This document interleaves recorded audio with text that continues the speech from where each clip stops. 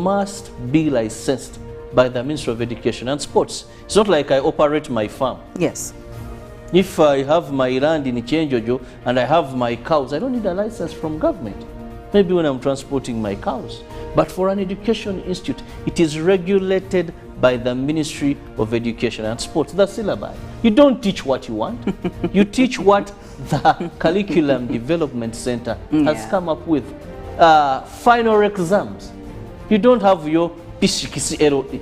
You don't have your, you sit USE, you sit PLE, you sit exams of the government of Uganda. Yeah. So having private schools does not mean that education has been put in the hands of the private sector. Education is regulated by government, and government in the field of education has the mandate, even if it comes to regulating costs, because you're not going to keep on charging exorbitant fees. They'll tell you that cut a coat according to your cloth. But what happens is, Philo, if I take my child to this particular school, I admire their standards, and I feel the school fees are affordable. Yes. Now, if you took, I have a friend who took a child to a school when the school fees was 450. In 1 year, the school fees has gone to 750. Well, I mean, that has become the order of the day. When a proprietor of a school sits with his wife at night, and the wife says, I need, I think, to drive Hari Akawundo, he says, wait for next term.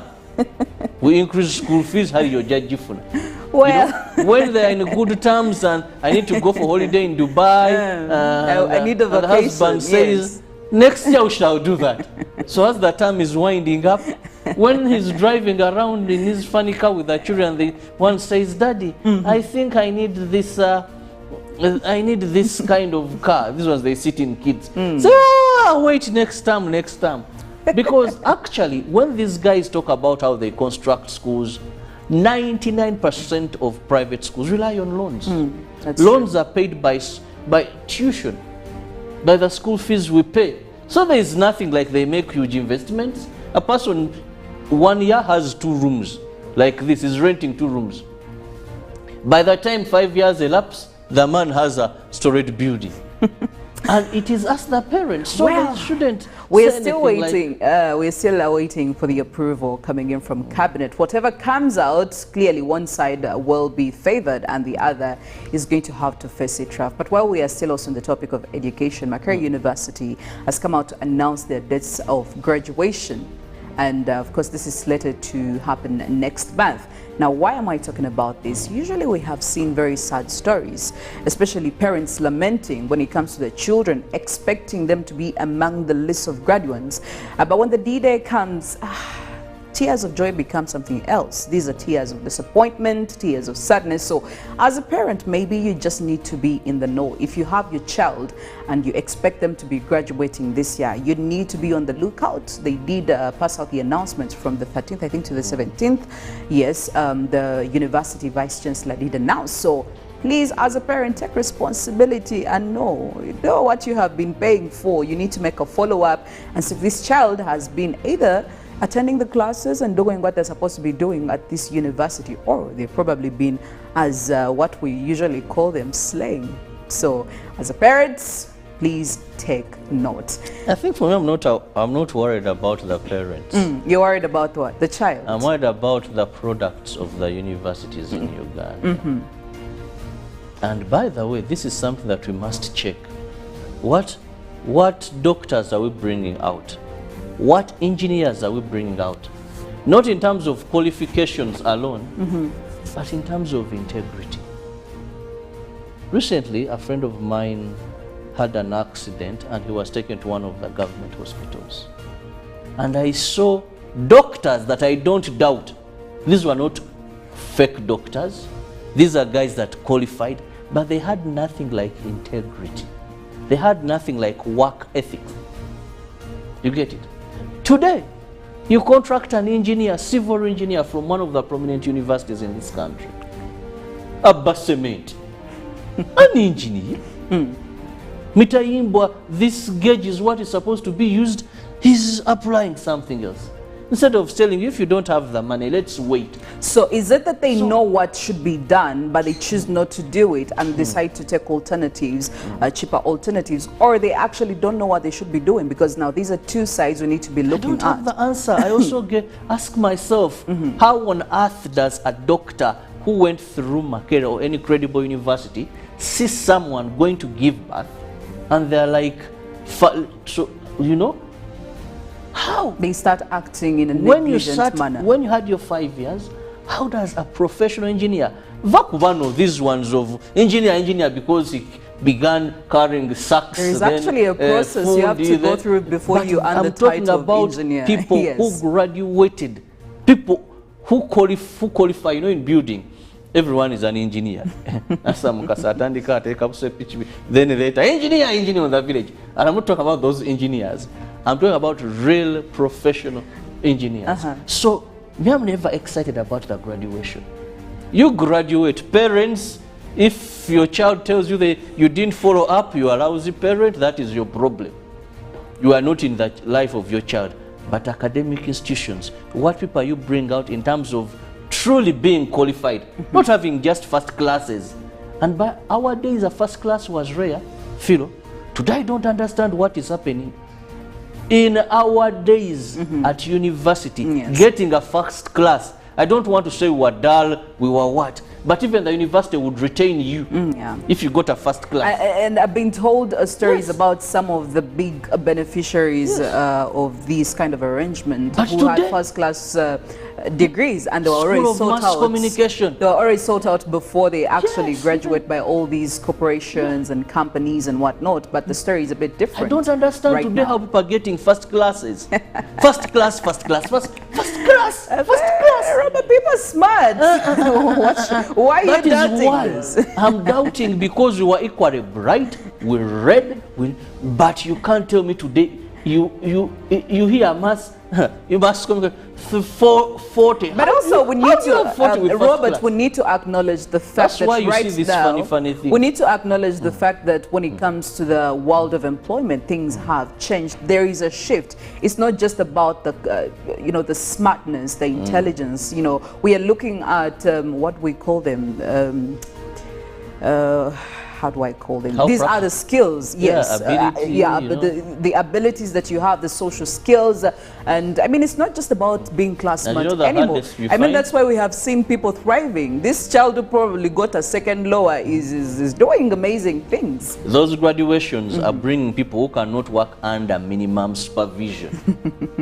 That is what they're. So for me, I'm scared you're graduating many, but in terms of their ability to work, in terms of ethics at work, in terms of integrity, these graduates don't have. You're like, a degree holder. Well, good morning, Uganda, and we are still having these discussions, and I'm pretty sure very many people share sentiments like yours, Robert. So there is quite a whole change in the education system. The people we have, you know, these universities are putting out is also, I don't know if the quality is dwindling. Where I grew up, we had a saying, where I grew up, because there is a level expected an educated person to behave. Today, completely. A person I have a degree of moving on the village eating sugar cane. You fight, you don't dialogue. Well, there you go. Very many stories on the local scene here in Uganda. That and, of course, among many others, which obviously we are going to be sharing with you shortly. And later on, we'll also see what's happening in the international stories. And we will begin with the plight of people in Karamoja, in the 9 districts that make up Karamoja, where they are calling upon government to come up with a conclusive plan that will fight food insecurity and malnutrition levels that are in the region. They cite climate change and cattle rustling, for which interventions have not yielded results, although sustainable agriculture can solve the problem.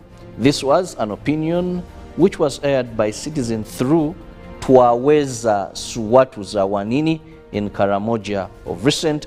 Famine and hunger hit Karamoja region, and a report by the district local council to the World Food Program shows the fatalities in 2022 caused by the recent food insecurity in Karamoja was 2,465, but cited among children and the elderly as the most of the victims. Residents and local leaders from Karamoja region attributed the famine to insecurity, cattle rustling, climate change, and a long dry spell. Also link it to food scarcity.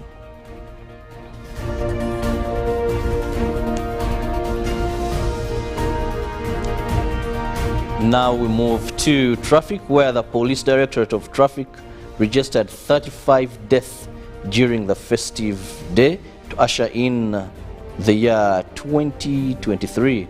On the 3rd of December 2022 to the 1st of January 2023, traffic report indicates that 104 road crashes, which claimed the lives of 35 and injured 114 victims. The Directorate spokesperson Farida Nampima attributed these numbers to reckless use of roads. The nature of accidents registered by the Directorate of Traffic indicates that these 3 days, from the 30th of December to the 1st of January this year, 28 were fatal, 49 were serious, 27 were minor, totaling to 104 accidents, claiming 35 lives. The data for the 3 days shows that motorcyclists were the highest victims, which contributed to 10 of the total death. And still moving on, Nampima urges road users to be very careful and avoid reckless driving. Finally, from the local scene, limited manpower, poor investigations in cases related to sexual, gender-based violence, and failure of witnesses to testify in such cases, which is what has hindered prosecution of sexual, gender-based violence cases by the DPP's office. The office of the DPP has handled over 3,000 cases of sexual, gender-based violence in 2023 in their detailed report. The year 2021 police report on sexual and gender violence indicated 14,570 cases related to sexual, gender-based violence, and early pregnancy were 939. Of these cases were completed, and prosecution stages have gone up to 42% of the cases. The same report shows 37.3% of girls under the age of 18 got pregnant through sexual, gender-based violence. In Uganda, cases of sexual, gender-based violence are commonly reported in the areas of Acholi, Bukedia, Koboko, Kayunga, Kapchora, Bududa, Amolata, Maracha, Kamonkoli, Lyantonde, Raka, Ikweni, among others. And from security still, security agencies have recovered an assortment used to fabricate improvised explosive devices in an operation conducted in Busia, eastern region of Uganda. The regional police commander, Busia East, Samuel Asimwe, has reiterated how the arrest of the ADF informer linked the operation team to the recovery of the assortment. The joint security operation was led to the arrest of a suspected ADF informer, whose particulars are held for security reasons to avoid jeopardizing the investigations. The links which followed the arrest of the suspect have enriched security and the operation investigations in the interim, as a classified report indicates that the suspect was harboring elements that are used in fabricating of improvised devices. The operation was grounded in Iganga, Busweri village, where security hardware was recovered. Among other recovered were radio calls, motorbike number plates, and other bomb-related items.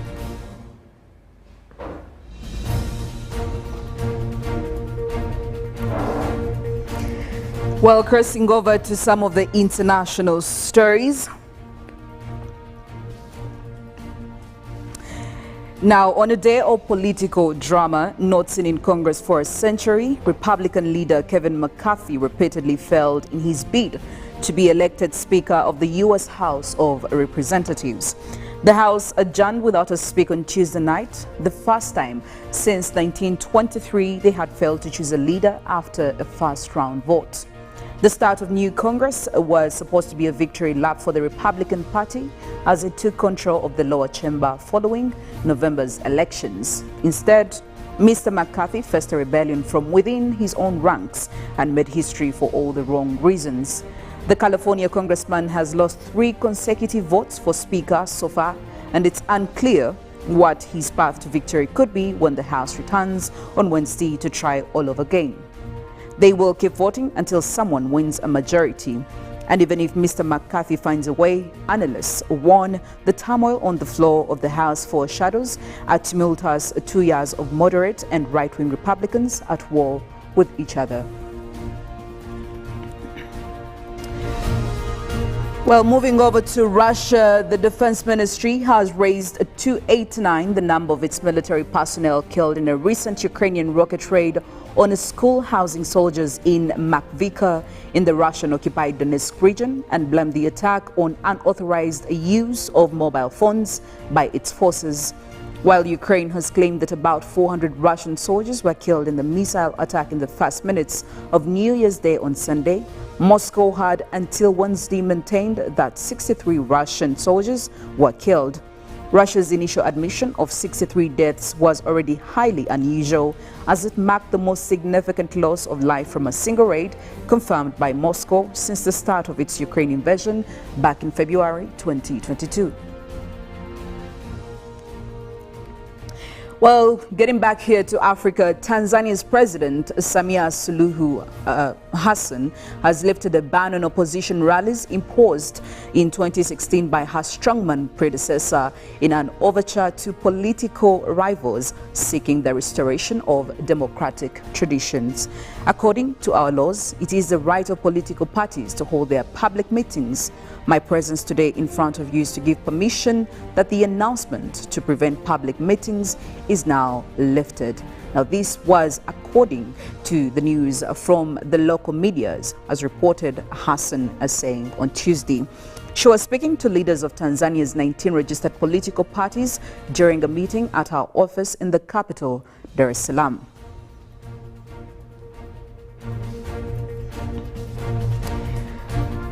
Now, the World Bank is seeking to vastly expand its lending capacity to address climate change and other global crises, and will negotiate with shareholders ahead of April meetings on proposals that include a capital increase and new lending tools, according to an evolution roadmap as seen by several international media outlets. The roadmap document sent to shareholder governments marks the start of a negotiation process to alter the bank's mission and financial resources and shift it away from a country and project-specific lending model used since its creation at the end of World War II. The World Bank management aims to have specific proposals to change its mission, operating model and financial capacity ready for approval by the Joint World Bank and International Monetary Fund Development Committee in October, according to the document. A World Bank spokesman said that the document aimed to provide details on the scope, approach and timetable for the evolution, with regular updates for shareholders and decisions later in the year.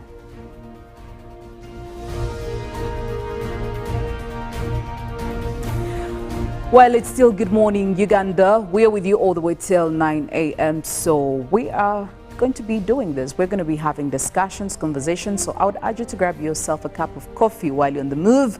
You can always get to us because we are streaming live on YouTube. Get into our social media platforms, Twitter, #UBCGMU, and of course, make use of our WhatsApp social media platform.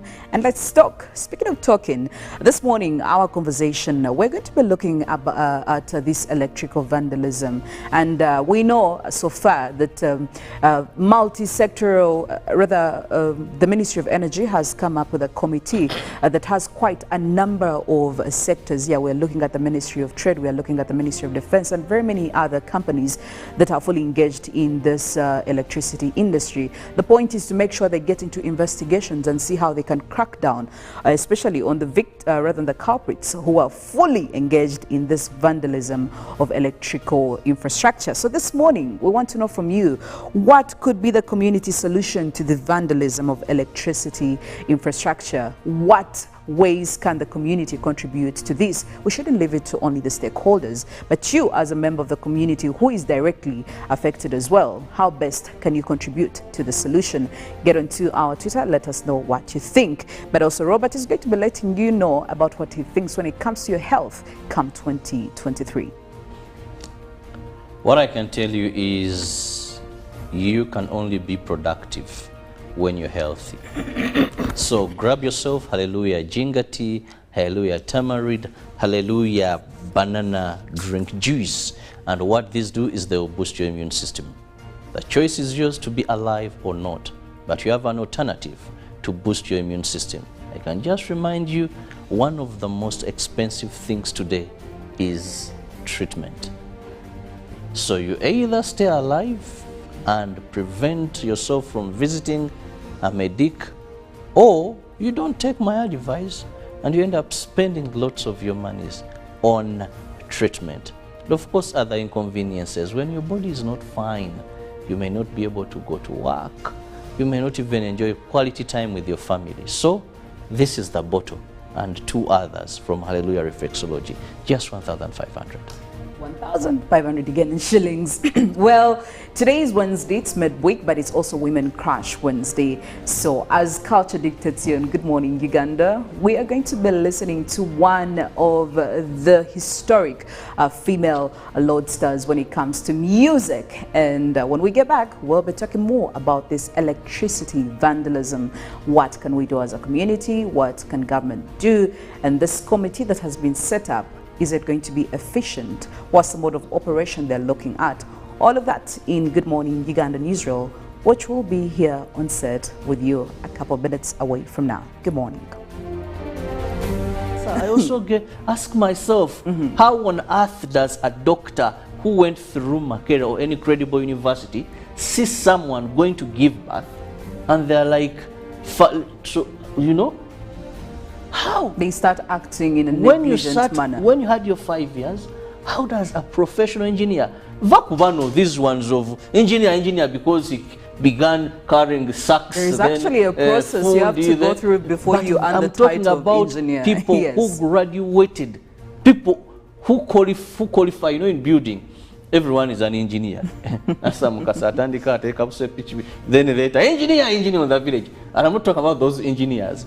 I'm talking about real professional engineers. So, I'm never excited about the graduation. You graduate, parents, if your child tells you that you didn't follow up, you are a lousy parent, that is your problem. You are not in the life of your child. But academic institutions, what people you bring out in terms of truly being qualified, not having just first classes. And by our days, a first class was rare. Philo, today I don't understand what is happening.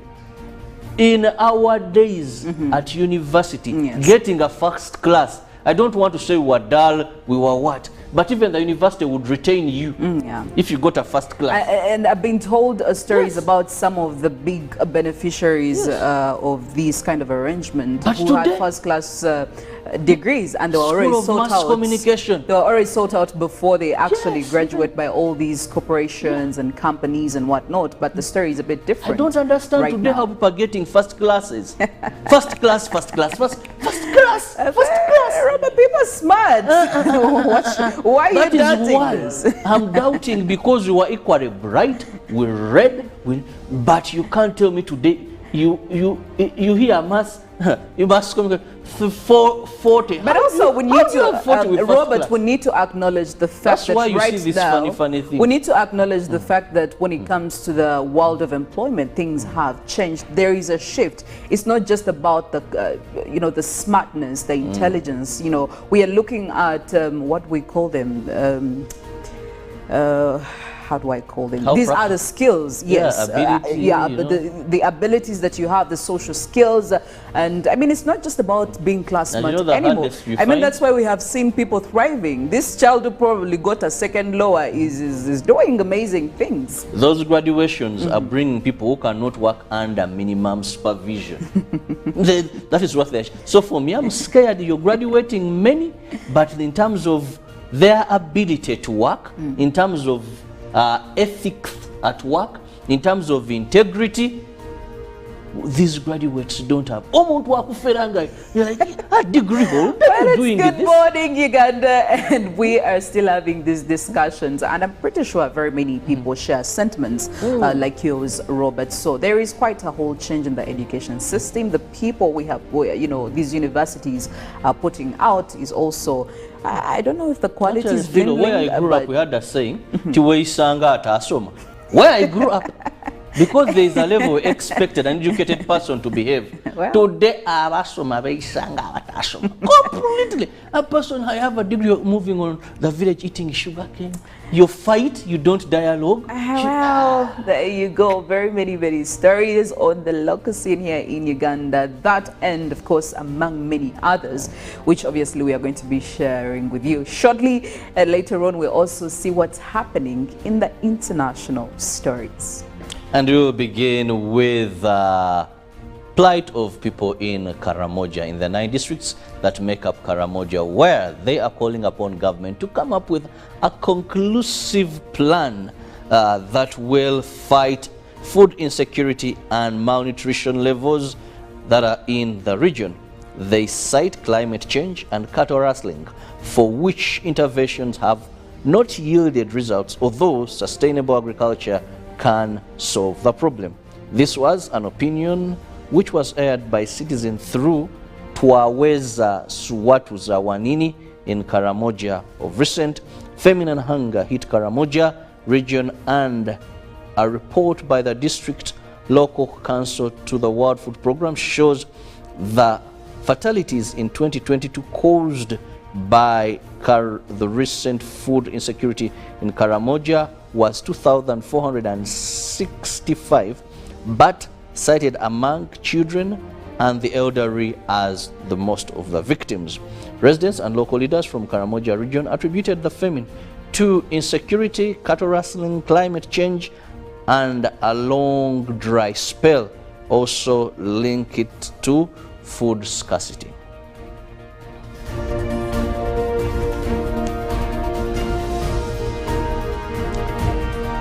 Now we move to traffic, where the Police Directorate of Traffic registered 35 deaths during the festive day to usher in the year 2023. On the 3rd of December 2022 to the 1st of January 2023, traffic report indicates that 104 road crashes, which claimed the lives of 35 and injured 114 victims. The Directorate spokesperson Farida Nampima attributed these numbers to reckless use of roads. The nature of accidents registered by the Directorate of Traffic indicates that these 3 days, from the 30th of December to the 1st of January this year, 28 were fatal, 49 were serious, 27 were minor, totaling to 104 accidents, claiming 35 lives. The data for the 3 days shows that motorcyclists were the highest victims, which contributed to 10 of the total death. And still moving on, Nampima urges road users to be very careful and avoid reckless driving. Finally, from the local scene, limited manpower, poor investigations in cases related to sexual. Stay tuned for what Kasozi does next. Tofera, refrain from unnecessary engagement with strangers over the phone. This message is powered by the Uganda Communications Commission. The festive season is here, and it's Christmas in 4G from Airtel. Get the most affordable 4G smartphone in Uganda, now heavily discounted from 250,000 shillings to 150,000 shillings only. Yes, 150,000 shillings only. only to keep you connected to your loved ones this holiday season. Dial *175*94# to activate free 1 GB instantly and 100% double data on all weekly and monthly bundles for 3 months. Get one today while stock lasts from the nearest Airtel shop. Happy holidays this festive season with Airtel, the smartphone network.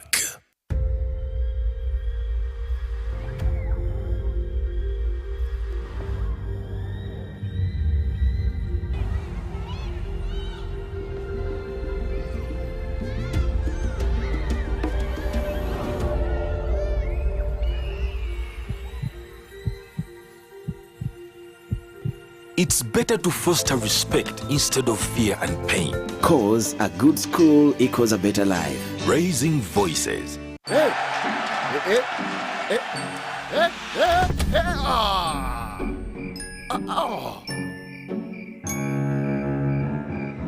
Paying your bills the old way. Let's go. Just need to buy some power. Paying your bills with the My Airtel app. Bro, there's a line. You have the power in your pocket. The power to instantly pay your bills hassle-free. Unlock that power with the My Airtel app. Visit the App Store or Google Play now. Oh, you're back.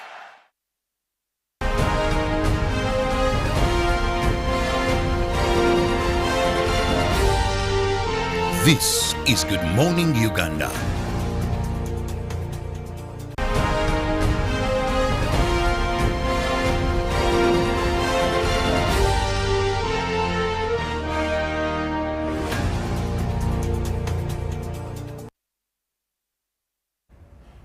Well, 7 minutes after 7 a.m. here on Good Morning Uganda. Thank you for joining us for this very special segment where we're going to be discussing something that is of community engagement, but also community concern.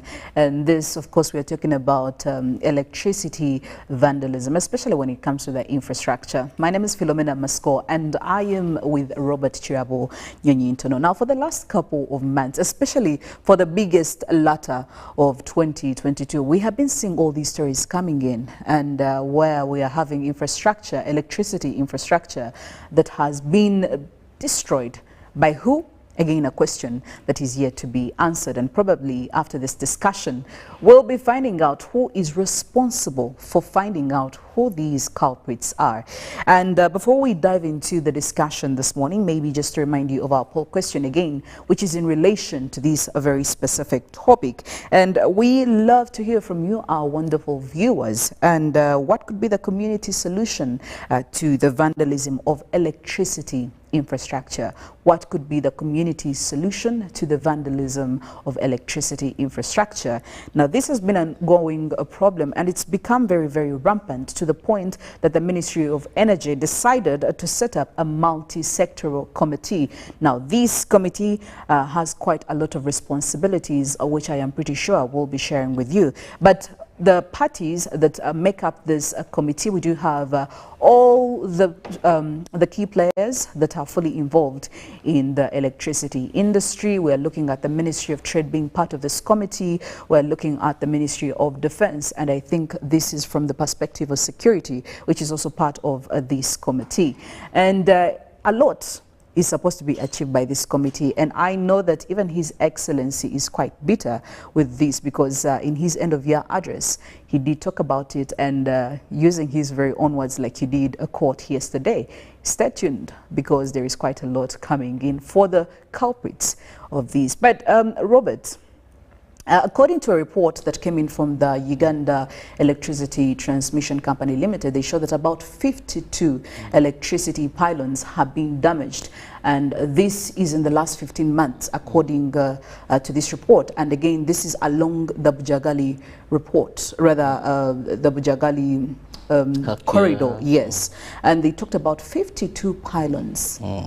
Now, This is very, very rampant. 15 months we are seeing 52 pylons. I don't know, Robert, why are we even seeing this? Why has it become rampant? This has not been an issue for the biggest part of the start of 2022. We didn't hear very many of these, but for the last months of 2022, the stories became overwhelming. What is not happening? Why is this going really higher and higher? Well, there could be many reasons to this, but first we must say this is very unfortunate, because previously we had people vandalizing electricity infrastructure in this country. But these were people who, one would say, had clear intentions. The intentions were simply to make money. Ugandans knew where you would be in your house and then electricity goes off, looking through the neighbor's window. For them, they are having light, and then, you know, cable bajitutte. You know, there was that time when they would steal these solidos.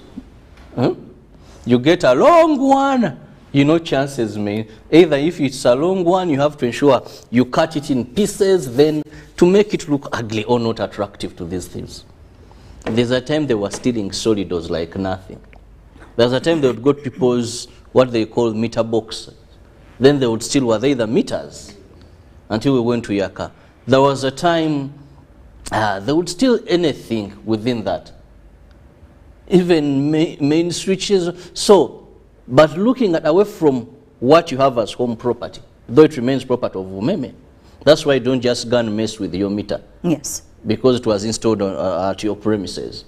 Umeme has the government of Uganda has the right to come and take that meter away from you. We had electric poles which used to be dropped there, then the following day they are not there. Even before, they have been actually connected with power. So this has been around, and usually they were either taking these for scrap, the scrap dealers, yes, or they were reselling or selling it.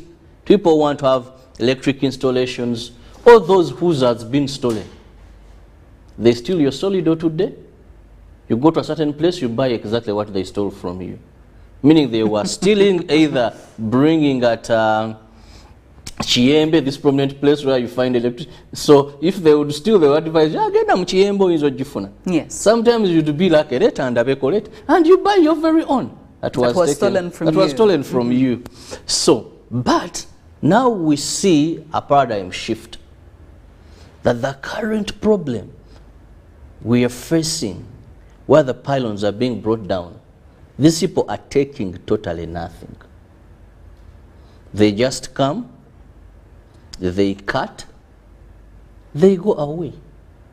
At first I used to think that they are having extra techniques, not until I was among the team of journalists that went with one of the companies in the electricity supply in this country to tour. Yes.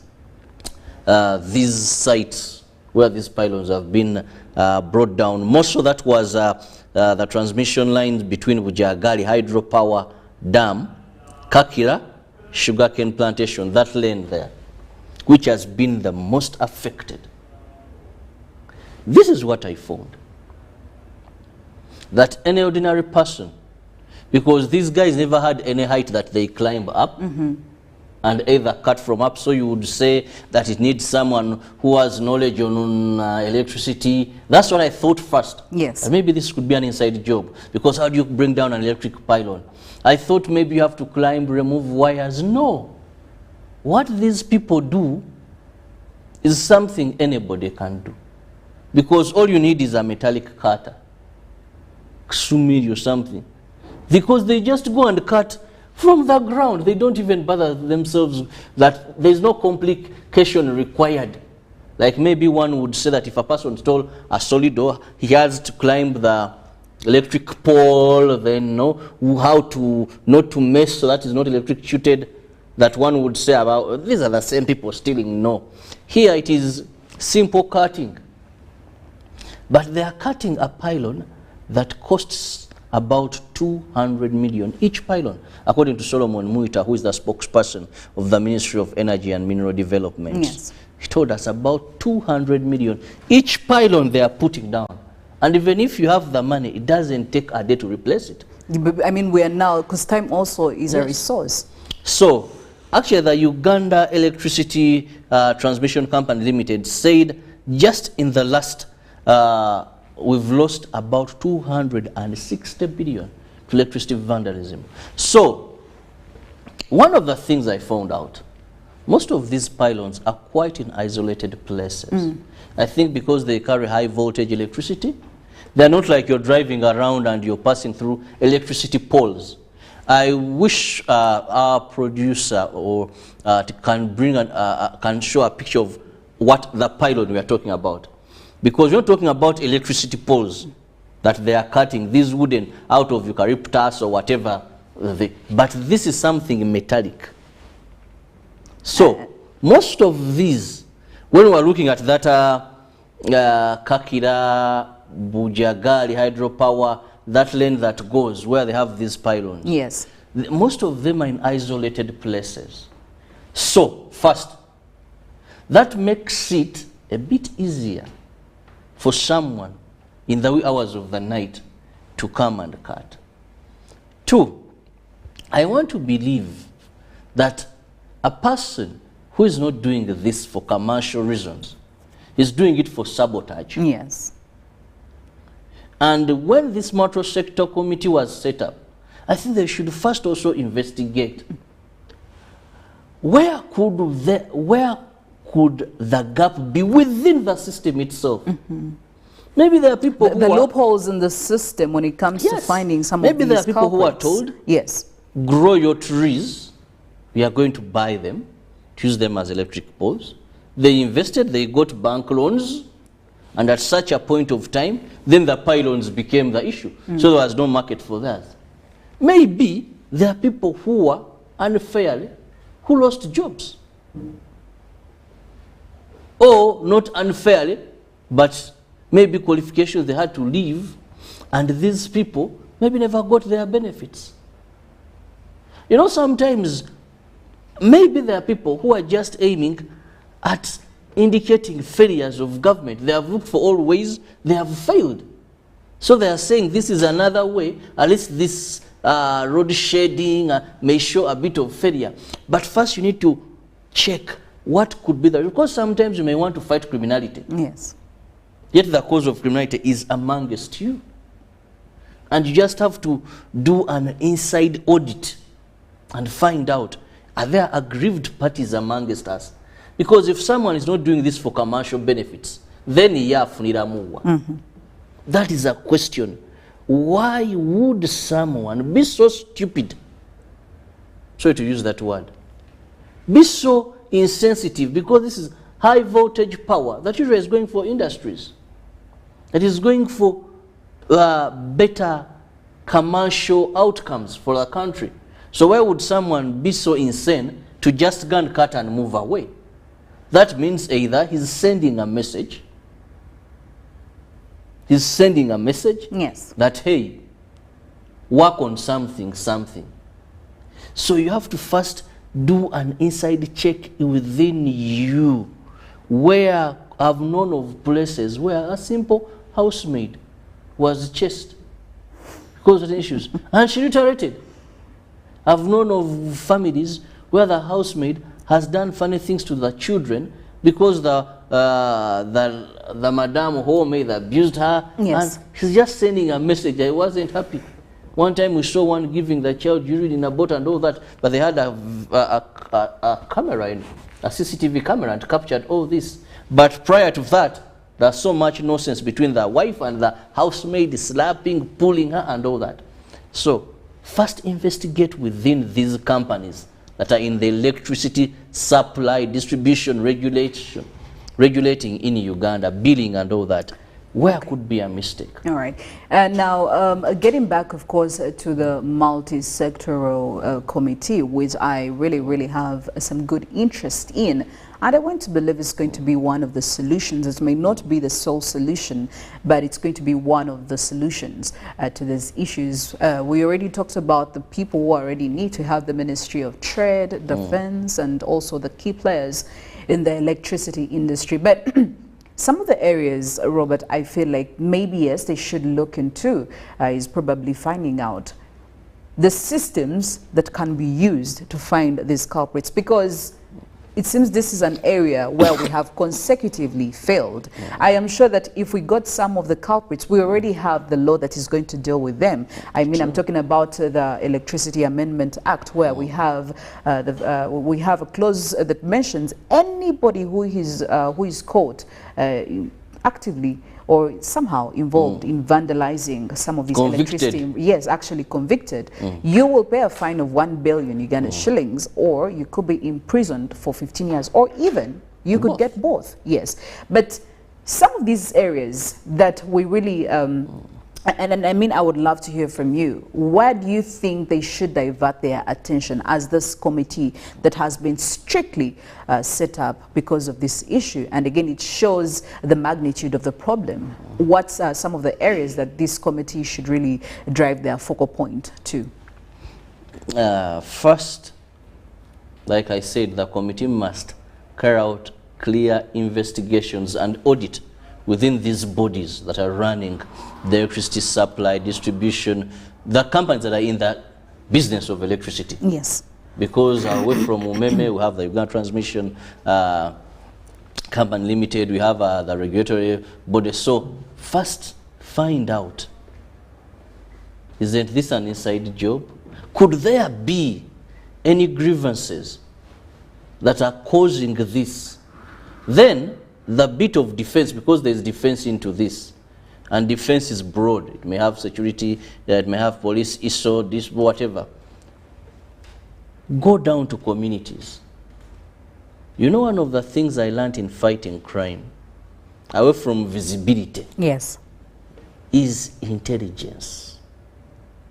Because I don't believe a person may come from Kampala and enters these sugarcane plantations, then cuts and returns.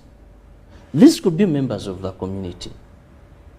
To break any cell of all, because now this is like more like a racket. Yes. You need intelligence. People that can gather information and give you the right information for you to act upon. So we must have people on the ground who are going to go and take time, not rushing. Because bring down something like that, that is the electric pylon. These guys cut, if you look at it, they cut at the end, then it came down in that format. They have not climbed, they have just gone at the edge and then at that down and cut. There is no technology, there is no any complicity that is required there. So, find out. Because every crime people plan is orchestrated within the communities, within the public. And some of these, you may only require proper foot soldiers of intelligence to get the right people. And I'm happy they have not rushed arrests. No, most of the times, when certain things are hot, our agencies rush to arrest. Yes. They arrest, sometimes produce before court. At the end of the day, you may not have enough evidence to do that or to link the people you've arrested to the scene of crime. Because I guarantee you, it may be hard to catch these people cutting. I don't know how many electric pylons we have in Uganda. It may be hard. Yes. That you're going to catch them red-handed. Maybe we should employ security over there during the night. That you're going to deploy at every pylon. Look, you have about 3-5 miles of these pylons. Maybe after a mile there is a pylon, or even less. Where are you going to get that manpower? Is our police force, are they going to sleep in sugar canes in these bushes? Some pass in a bit of swampy areas that they are guarding pylons. That may not be sustainable. So, how is it going to? The only way is working on information so that you can arrest these people. But also, of today, the world is applying technology. I think we should also have a bit of technology applied here. Yes. On these electric pylons. For example, if people can install cameras on their premises. Yes. If we can have cameras installed on our roads, why can't we have CCTV cameras installed on these pylons? Why can't we have a mechanism where they have alarms? You get it? Yes. That an electric pylon, in case someone begins cutting, it can make a noise. An alarm can go off. We can have cameras on these pylons that stretch to certain levels that if someone is to cut, it can capture. Philo, I can be in studio today and I know what is happening at home. I just go on my phone, begin rotating my cameras. Then I will know that, hey, what are you doing there? Yes. Some even I can talk and send a message, Vaku Geti Yang. And this person will move away. So we can have one of the permanent solutions that these pylons, because I don't see any complicity in tying, because one, you have the electricity. Yes. Some cameras are just like bulbs. We can have each pylon fixed with a camera, each pylon having an alarm that can go off once it's being damaged. Because cutting a pylon, it's not like you're not going to come with a panga and hit once, then it falls. It has about 4 main pillars this side, so by the time you cut through that noise and what, if an alarm and a loud alarm goes off, and we have community vigilance, yes, then this can help. If you have cameras, because why we may not rely on street cameras, yes, this is what is happening. These are not carrying anything. Are you going to look at cars that took a particular, yes, we have cameras that capture number plates of vehicles, and these have aided so much in the fight against criminality that where you pass, it captures your number plate. But if people don't have anything that can cause alert, these are people who came in a car or came on a motorcycle, they branched off. I told you these are not on main roads like those electricity poles. Those ones, they are usually along, but the pylons are a bit isolated. So what we must understand, we need also to apply technology. If such infrastructure has 1, 2, 3 cameras along it, they'll help to capture at least, and we can investigate using cameras. If there's an alarm that can go off, it can alert the public. For example, when a train is coming, I think you've crossed through, you know that sound. There is always an alert. There's an alert, there's an alarm. I know there's a train coming. Now if someone knows that when I'm going to tamper with this thing, technology was put in place to limit some of the stress that we go through. That you may not fear, I'm not going to go out of my house, maybe in the fence it is too late. You just zoom, you check your entire compound, all the corners you're scared about, yes, so there is nobody there. Then I can move out. You don't just wake up dogs are making noise, you just use technology. Well, so why is it so hard for us to apply technology on these pylons? The discussion is concerning how we can deter electricity vandalism, and several things have already been put into place. Number one, we know that there's been a multi-sector committee that has been set up by the Ministry of Energy, but also we need to understand what other key players are fully involved in this fight. And when I talk about that, of course, community has to be part of it, which again leads me to our poll question: how best, or what could be the community solution to the vandalism of electricity infrastructure? What could be the community solution to the vandalism of electricity infrastructure? Go on to Twitter, #UBCJMU, use our WhatsApp number 0709-602-592. Now, as we're coming towards the end of this, again, probably I could bounce the same question to you and myself. I mean, how best can the community contribute? Because at the end of the day, we are the ones who are suffering. Look at the money that is being used to make sure that all these pylons are repaired. This is our tax. These are taxes that we pay. I mean, when electricity is off in our communities, we are the ones who are suffering. We are the ones who are crying on Twitter, asking Umeme, what's going on? What's the problem? At the end of the day, it's our business that is being interfered with. So as a community member, what would be the ideal thing for you to do in a circumstance like this? Because this is a problem that is affecting us generally. One of the challenges of this generation And one of the failures of the NRM government is managing success. You know what they call failure to manage success? That Fido, you become a TV presenter, you stop greeting, you lose friends, you assume you're in some position there. You lose yourself, yet you have made an achievement. So there is so much that this government has achieved. But unfortunately, it has failed to bring patriotism and ownership of public property to the Ugandans. That's why a road is constructed. Then you see a border rider bring this, and on the tarmac, and people are clapping. See these guys of Subarus, that's drilling, and the people, they are spoiling a road. People riot. Because they have failed, we've lacked that connectivity that has to be installed. You know, some of the things we think they're obvious, but other countries have taken time to sensitize their citizens. Sometimes people, before entering campus or completing, they have to go to Changwanzi to teach them these values. To teach them. So, common sense is not common. But there are also certain things that are not common, that the state must deliberately find ways, inject money in some of these seemingly simple programs to bring Ugandans to appreciate. Because today, Philo, you find a person misusing a government car, as long as it has a red number plate, someone says, motokaya government. They have no sense of ownership. That, hey, this is our car. We bought it using the taxpayers' money. It's repaired using the taxpayers' money. You get it? Yes. So we've lost ownership of public good to our country. That is one.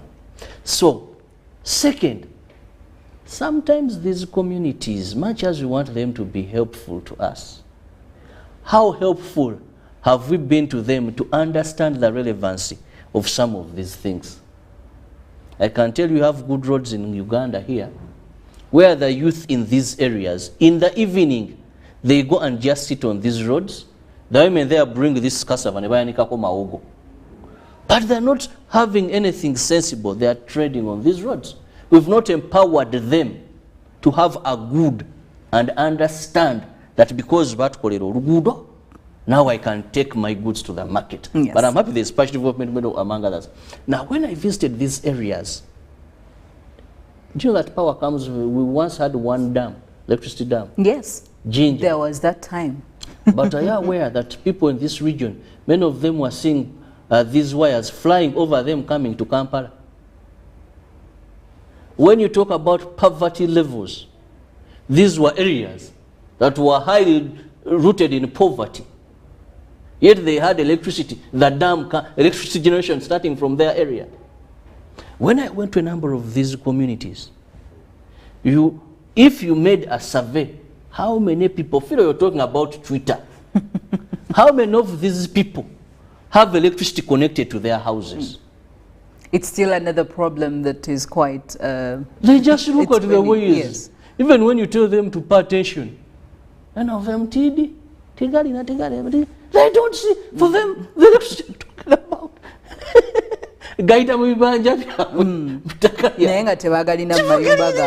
Now you're telling them, if it was theft of chicken or bukoko, my friend, if you go to the cattle corridor and you're messing with the cows, when everybody has a cow, my friend, it is different.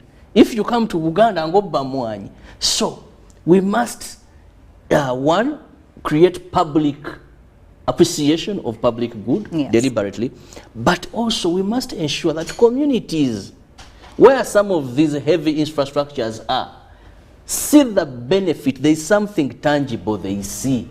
Let me give you a very short example. When Ministry of Tourism, Wildlife and Antiquities noticed that people in these game parks were hostile to these animals, they came up with a percentage that is sent back to these communities. Now this money, I think 20 or 10%, they have been able to see schools built on that money. They have seen health centers built, They have seen some roads constructed, and it's the committee to plan what they want to use that money for. Yes. Now they gather a Buffalo City properly because they know my wife is able to deliver there because of the money that people who come to visit this Buffalo pay.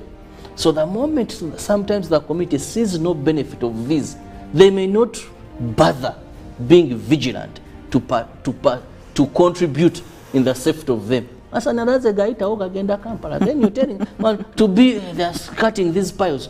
Is there a deliberate effort to ensure that in this area, at least majority of the people through urban electrification, yes, for them they have lower tariffs if they are to get electricity installed in their homes, you know? So things that make them understand and feel that what they have cut, you're also losing. But they have solar furnace, solar candle, and you're telling them to, well, it becomes a bit complicated. Indeed complicated, but I just want to remind you that if you're part of the culprits, you know, the law is going to deal with you accordingly. I don't know if you have the financial capacity to pay 1 billion Uganda shillings, or maybe serve your time rather in jail with 15 years. We're looking at 15 years, or maybe if things are really not looking good for you, you could actually incur both. Pay that money and go behind bars. I will leave that entirely up to you, but our poll question is still there, and we still expect some of your responses, which of course I'll be sharing with the rest of Uganda. We're going for a break. When we get back, the big stories in the papers. Good morning.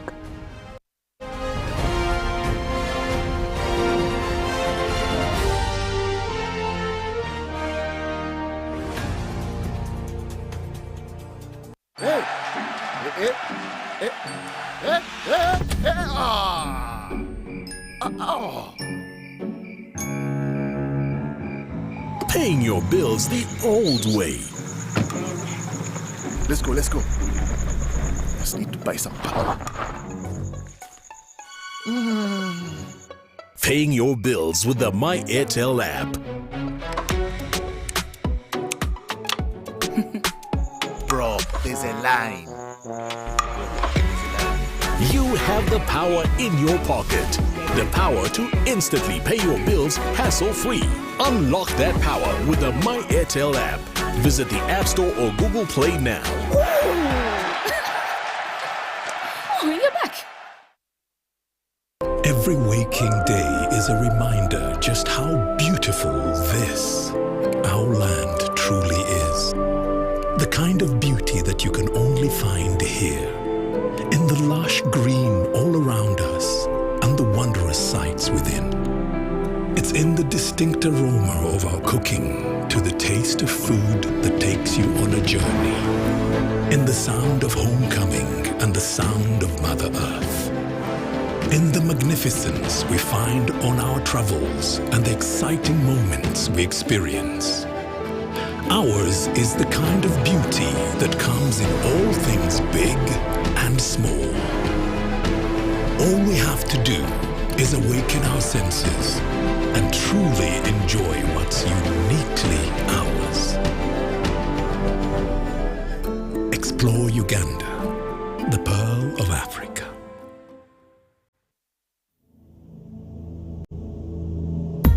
Growing up as a child, I used to play the game with balls made out of milk pints, sometimes banana fibers, and at times balls made out of clothes. I had a dream to one day play for the best clubs in the Uganda Premier League with the hope of one day representing my nation at the big stage. I made it, and now it's time to represent my nation in the CHAN 2022 games in Algeria. I'm glad that UBC TVs and radios will showcase as we fight to bring joy and happiness to the people of Uganda. CHAN 2022, live from Algeria, starting from the 13th of January, is the answer to the call of duty.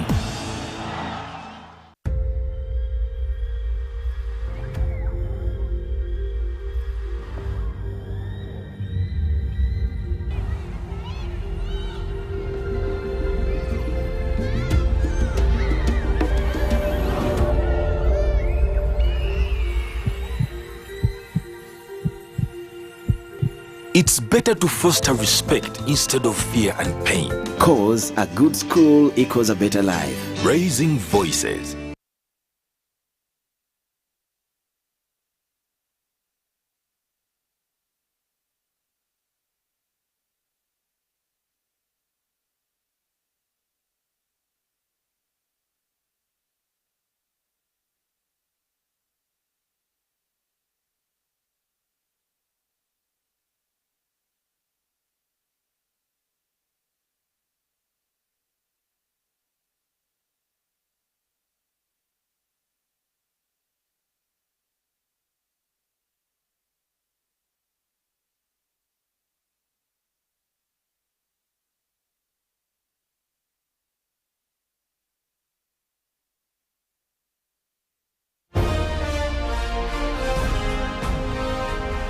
Live from UBC Studios in Kampala. This is Good Morning Uganda.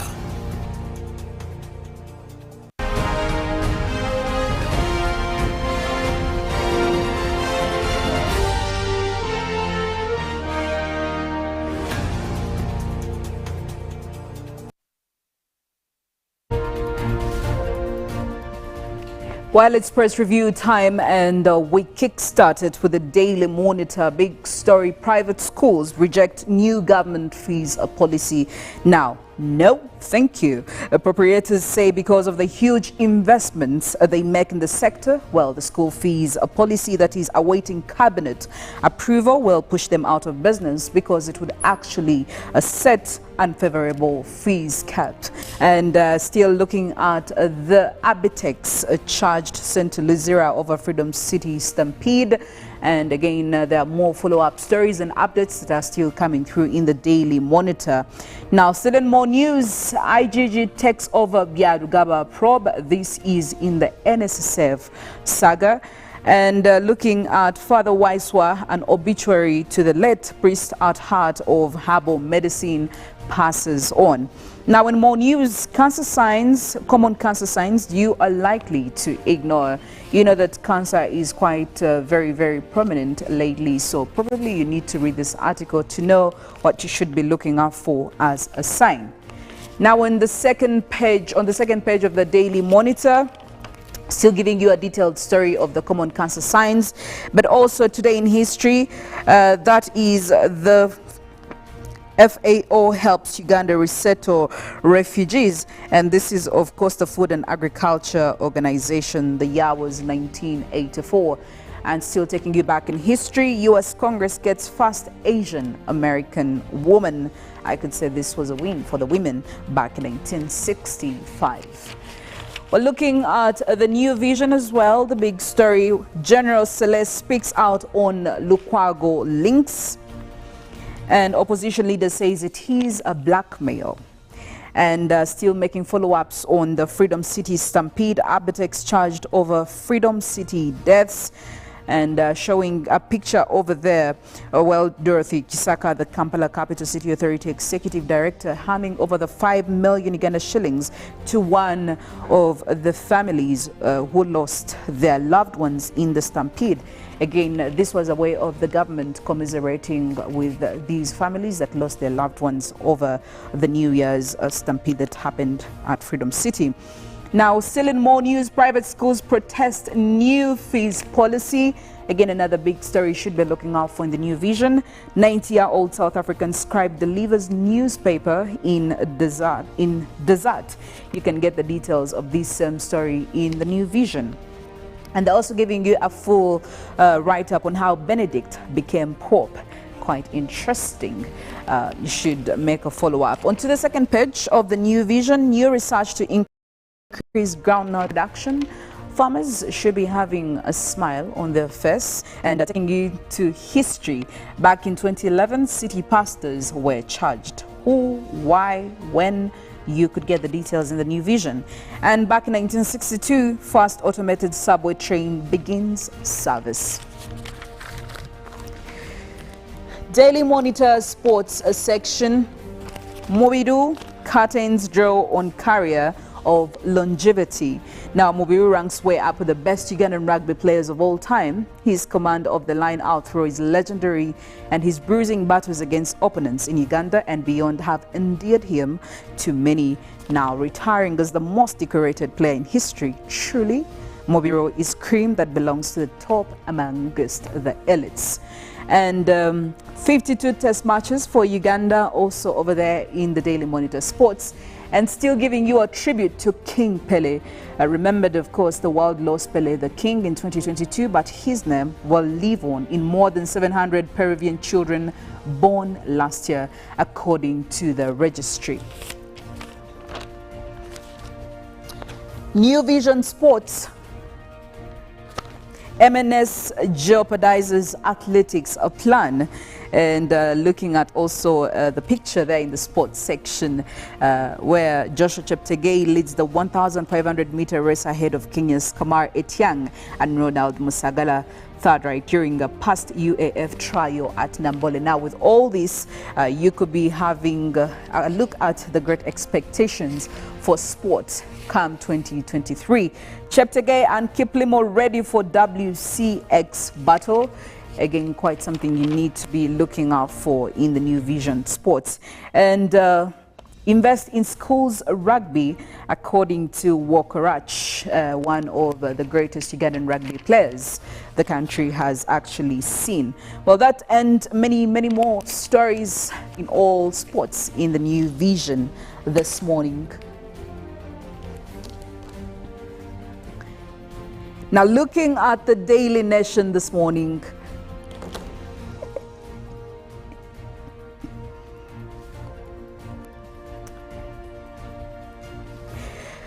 Ruto moots one party before 2027, and officials of some of the affiliate oppose. And you could say this is quite a contentious plan, but you'll get the details in the Daily Nation. All systems go in by elections to replace the CSs. And of course, the Elegio Marakwet Senate seat by election and MP races in Kandara and Garissa Township are to replace cabinet secretaries Kipchumba and Makumen, of course, respectively. Now, still in more stories of the Daily Nation, ancient circumcision ritual endangers boys. And revealed how promotions in civil service favor men.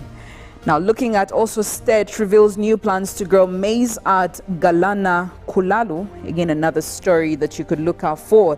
And we're looking at about 370,000 acres to be put under food production in the next 6 months over there in Kenya. Maternity program here to stay, says Cabinet Secretary as well. So I could say things are looking quite bright for our people there in Kenya.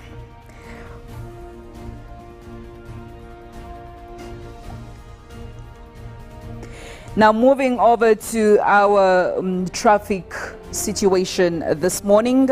Well, before we get into all of it, if you're probably coming in from areas who are intending areas that if you're a motorist and you're actually intending to access the city center, well, I hate to break it to you, but you have to be in the know that the Entebbe road stretch between the Shell Clock Tower Junction and Nakasero Mosque will be closed to vehicles. Now, because of this, definitely you'll be expecting some quite a serious heavy, and also it's very important for you to know that this is one of the changes that has been made due to the ongoing works on the Kampala flyover project. Now, consequently, traffic has been quite serious on the Queensway, but again, it's going to be diverted as well because of all the ongoing works, and this is again according to the Uganda National Roads Authority. Now, just to give you a few highlights here and there, Silk Road will permit vehicles from the city center towards the Clock Tower Junction, and also traffic flow from the city center along Entebbe Road towards the Clock Tower Junction will not be affected by these changes and will smoothly proceed normally. So you shouldn't be expecting any changes around that place. And there will also be controlled traffic flow to and from the city center. Again, in a move to minimize congestion, well, motorists will also be given the roadmap on how this is going to be done. So you need to be in the know of all this. So again, expect quite a lot of diversions, because we also saw KCCA come through to alert and put an announcement on how some roadworks are going to start because of the several complaints that have been received, the potholes, especially around Kampala City and some other divisions around the Central Division. So do expect some of those diversions, and of course we'll be letting you know as we go on here on Good Morning Uganda. But also looking at the traffic situation this morning, specifically looking at some areas of Makindye Division. I'm looking at areas surrounding Kabalagala, Chibuli, Wabigalo, and of course as you're trying to make your way around town. Well, coming in from several of these areas, Chibuli is quite a very busy. Areas see very many more the specific road to access the city center. Well, you would be expecting traffic, of course, on several of these roads, and again traffic building up in several other areas. But also looking at areas of Kabalagala is also quite busy this morning. You'll be witnessing again traffic build-ups on some of those roads. Gaba Road again, which brings in very many residents coming in from the greater parts of Makindye Division, coming in from areas of Muyenga. You'll be expecting again traffic on a few stretches on this road. Looking at Nsambia as well, it's not any different this morning, so make sure that if you're coming in from that area, be very careful. Now, speaking of being very careful, we did see the traffic report that came in from the Uganda police, especially the traffic directorate, and they were giving you an analysis and also statistics of how many accidents we witnessed between the 31st of 2022 and 1st of 2023, that is January. And it was quite very, very sad. We already witnessed a number of crashes. We witnessed a number of fatalities. We also witnessed a number of people who were injured. So again, this is really, really sad. Like I did say, this is a conversation we're going to have continuously until we probably master. But one thing I probably need to talk about again to make sure that you are safe on the road. I have been recently looking at some of the quality of cars that we have on this road, on our roads, especially when it comes to the public transportation. The taxis are quite in a wanting mechanical situation.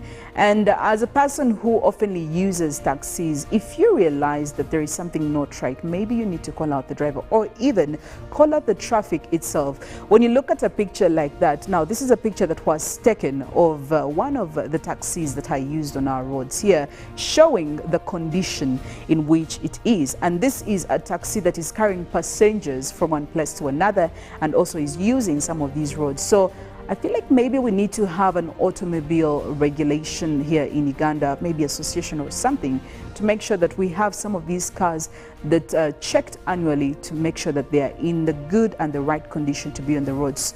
Having a taxi or a vehicle where you have to sit in as a passenger and you're confidently seated thinking that you're going to reach your destination safe and sound, this should be just a call of caution to you, the passengers, because if the driver won't do it, maybe you as a passenger should. And some of these police people we can actually access. So do the right thing. I said at the end of 2023, the ultimate goal is to completely cut down the number of accidents, and we'll do whatever it is we have to do to make sure that we achieve that goal. Well, there you go. We have to ensure safety on the road, and this is a responsibility for every Ugandan citizen. Well, that's it from the traffic updates this morning. We will go for a break, but we still have GMU agenda coming up. We also do have sports updates that are queued up. Good morning.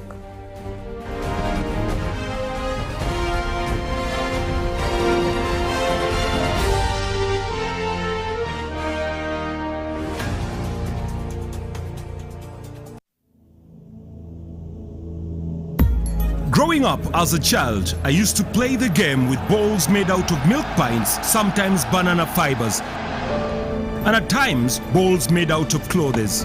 I had a dream to one day play for the best clubs in the Uganda Premier League with the hope of one day representing my nation at the big stage.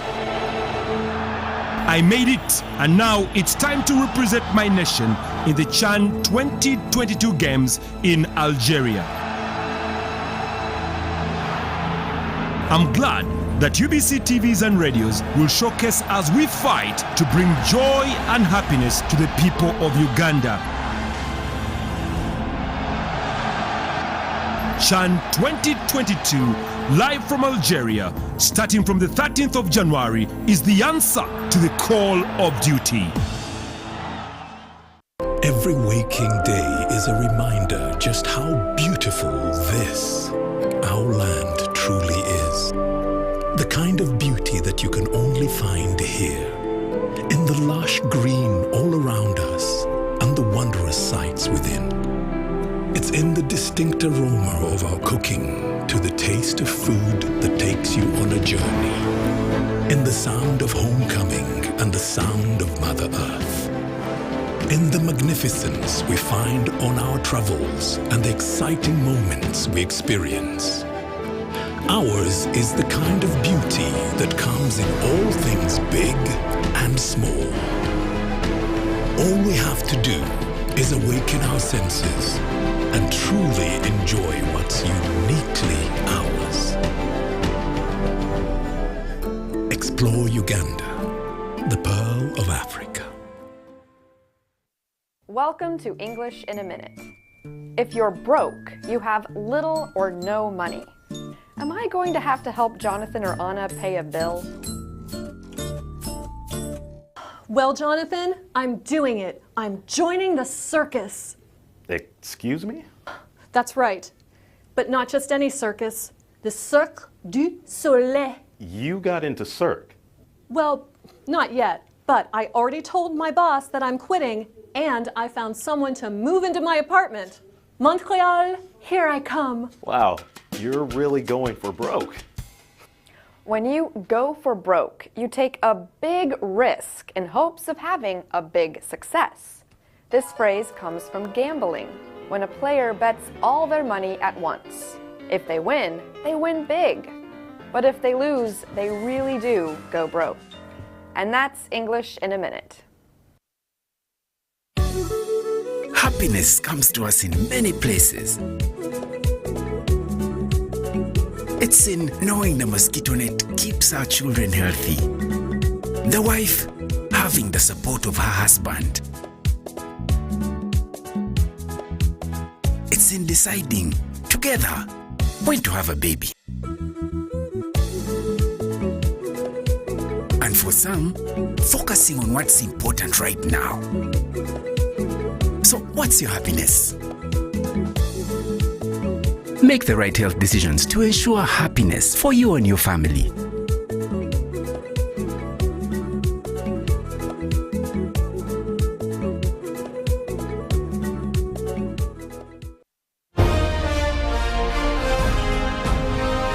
Live from Now Avenue in UBC Studios.